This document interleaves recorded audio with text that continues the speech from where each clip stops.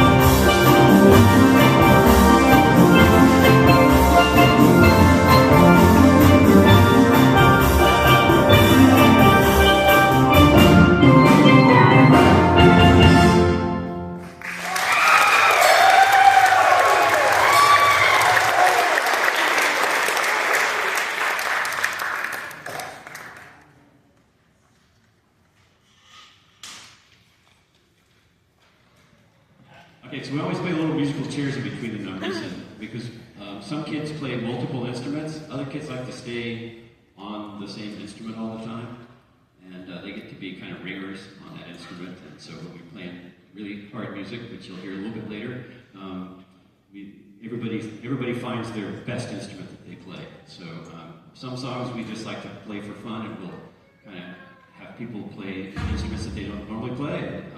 Sometimes we'll have the A-team out here.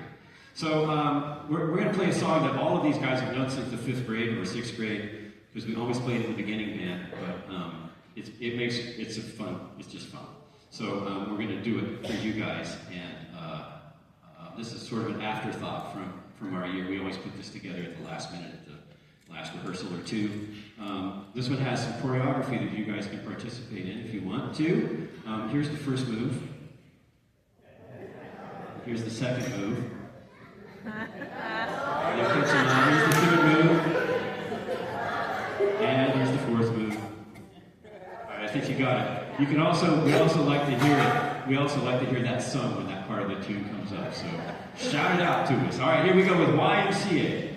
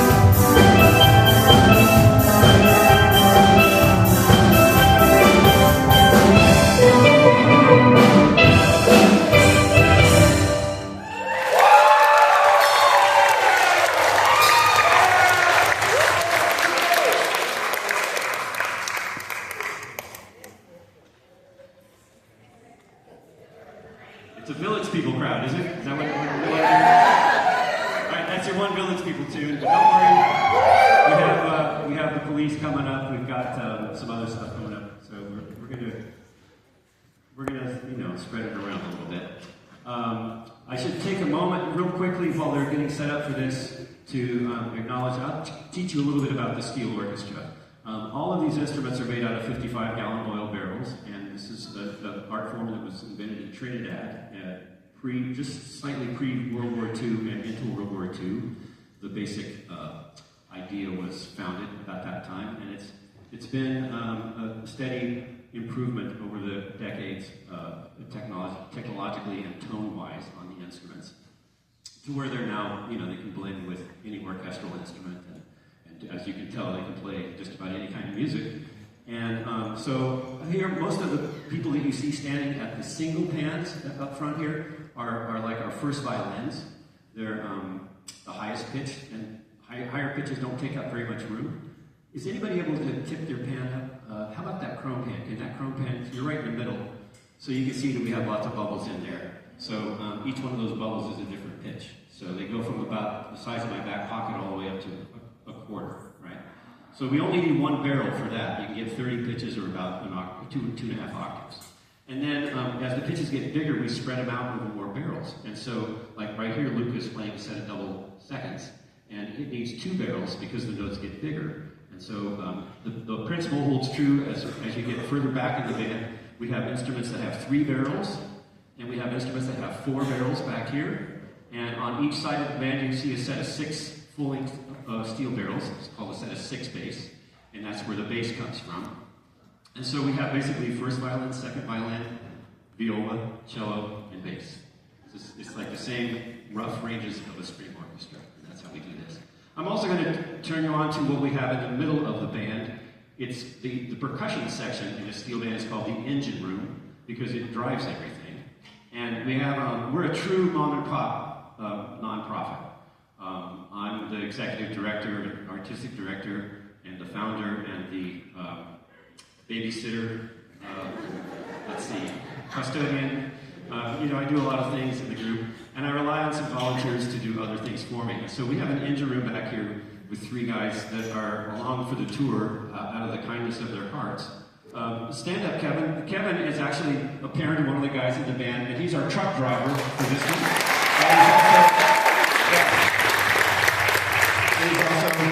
Okay, sit down, Kevin. He's also in the percussion section because he's got came into this world with some musical skills, and shared his. We're pleased to have him share that with us. Next to him is Don Dietrich. Don is. I didn't ask you to stand up. Don is my personal friend.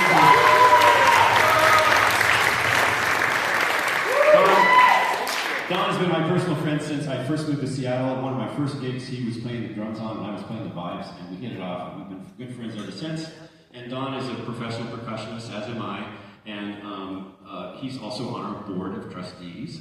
And then next to him is Brendan. Stand up, Brendan. This is Brendan. Brendan is a graduate of our program. He graduated, what year did you graduate?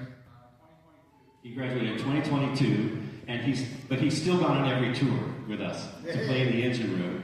And he's now a chaperone, so he's actually chaperoning some of these guys. So all these guys, thank you. You can sit down now. Thank you, Brendan. All right. So all of these guys, they do like triple duty in the band, and we all have other things that we do with these guys. So we're very lucky to have all these volunteers helping us out. We've got chaperones volunteering to take photos and do other things and work the table out in front and everything. So we really thank them very much.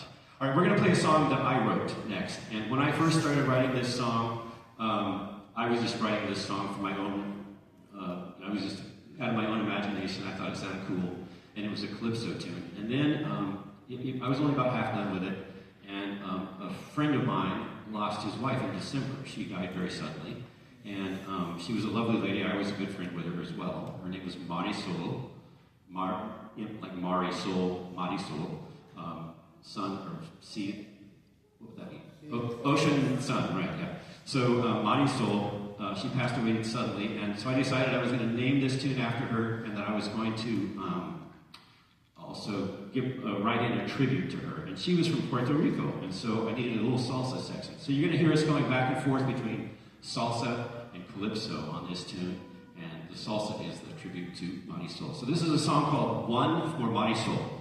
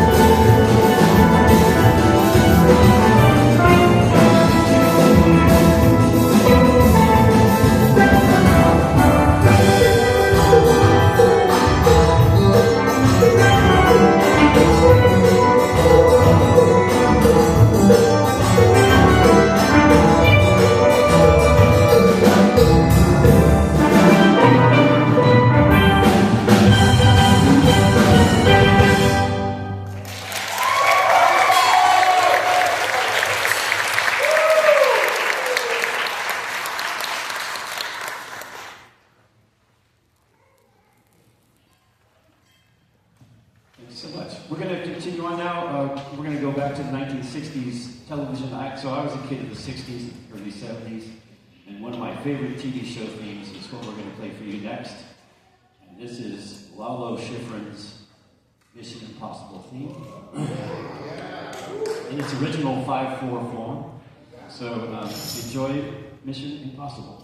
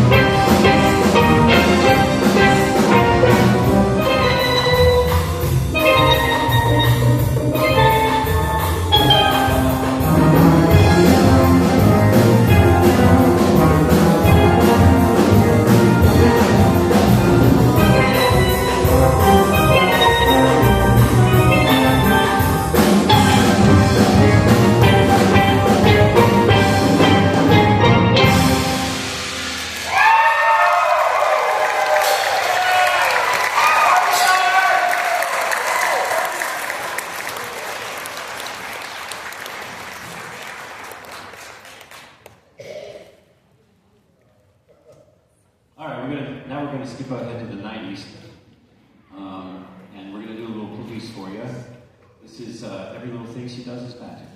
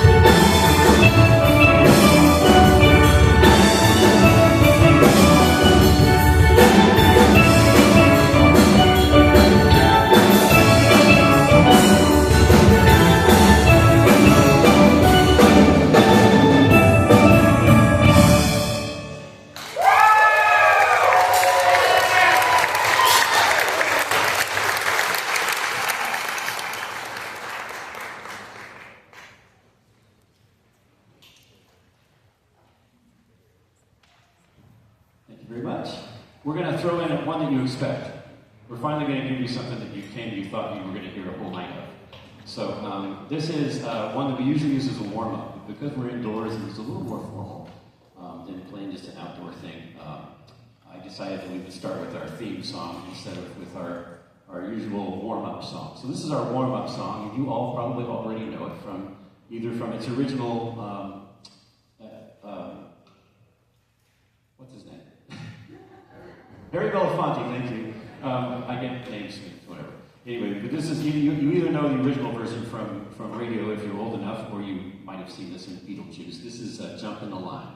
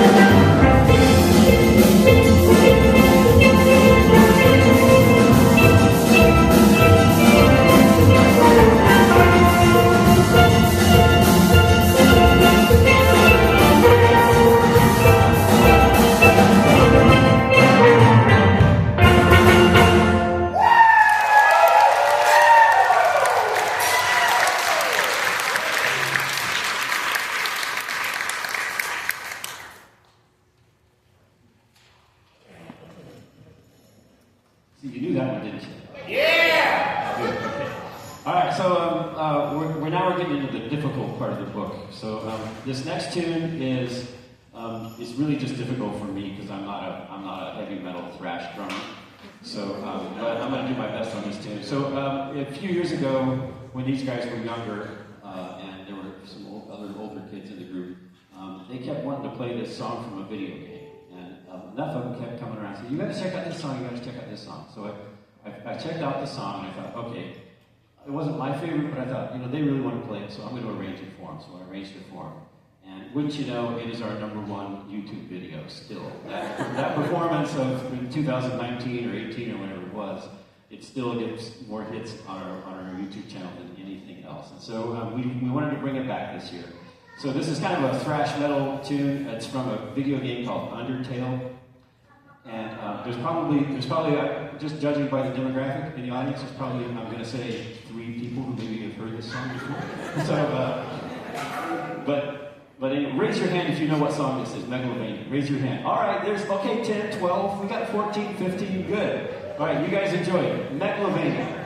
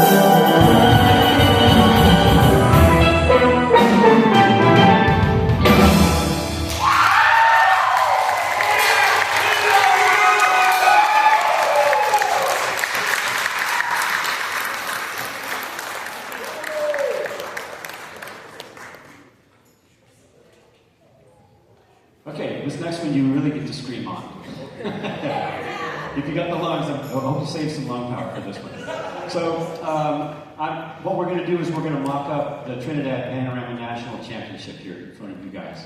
So, in 2004, I had the honor of, I lived in Trinidad for a while, that's where this art form comes from. And to this day, they have a very serious, intense competition that's sponsored by the country itself, the government. It's called the Panorama National Steel Band Championship. And in 2004, I went down, lived a few months, played in the Exodus Steel Orchestra, and competed with them. It's a 120-piece orchestra. So what you see is about almost 29 or 30 people. So if you could just quadruple this size group, that's the size group I played in. And I was very lucky because we won the championship there. So, to be fair, it was me and 120 other people, but so I'm 120th of the national champion. So anyway, I wanted to bring back some of that experience to my kids. And so I started doing arrangements of my own of panorama tunes. And I won't go into all the stuff about the tunes, but every year there's maybe a set of, 8 or 10 songs that the bands choose from to compete with, and they hire an arranger to come in and arrange the song for them. And the arranger is very important because you're trying to show off what the band can do, and you're trying to take the tune to many different places and show the variety of the variety that the tune provides, and putting the tune in different settings, and also showing off the band. So it's a very, very self-indulgent form of arranging for the arranger.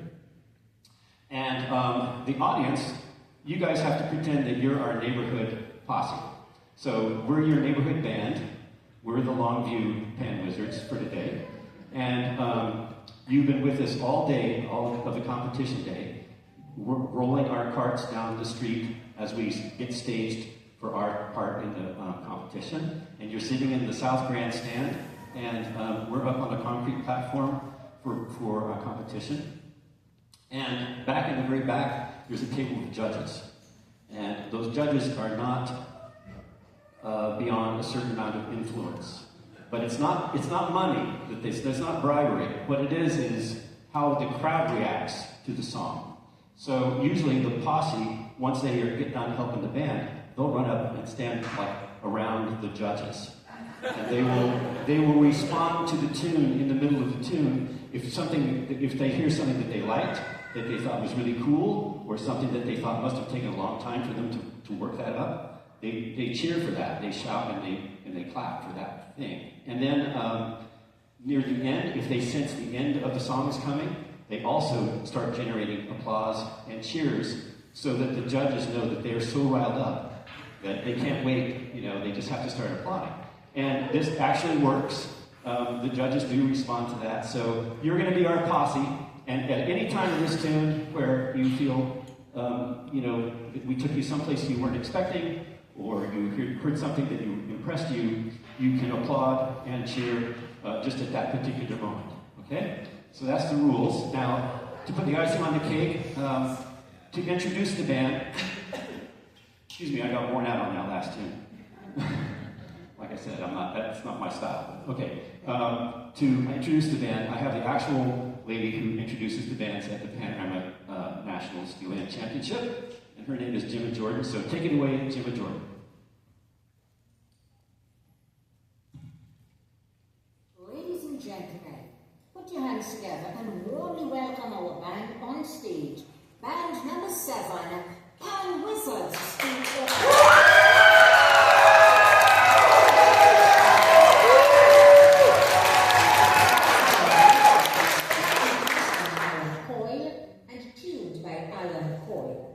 Their tune of choice this year is one composed and sung by the late Alden Roberts, Lord Kitchener, the Grand Master, and it has been arranged for the band by Gary Gibson. Ladies and gentlemen, here to play for us, Pan in A minor. Please put your hands together and once again warmly welcome band number 7, Pan Wizards Steel Orchestra.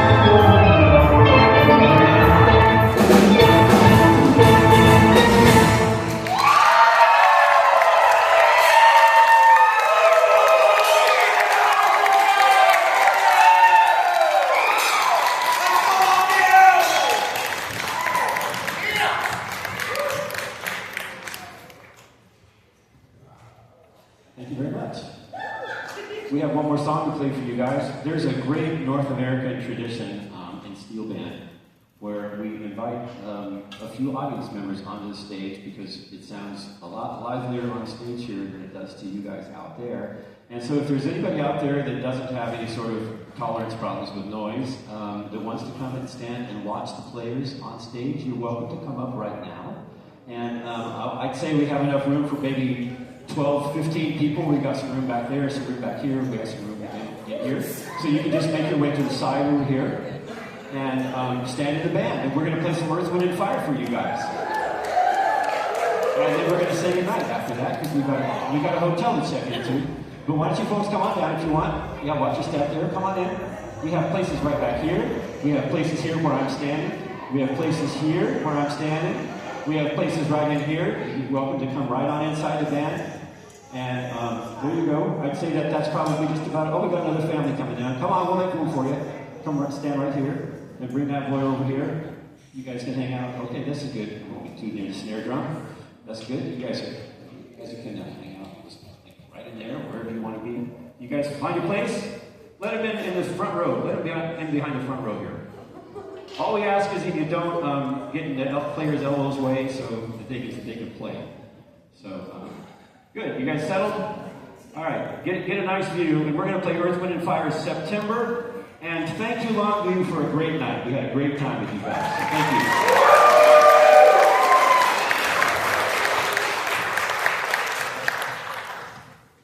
I can't find a switch, so if you could use this on the board, I'd appreciate it.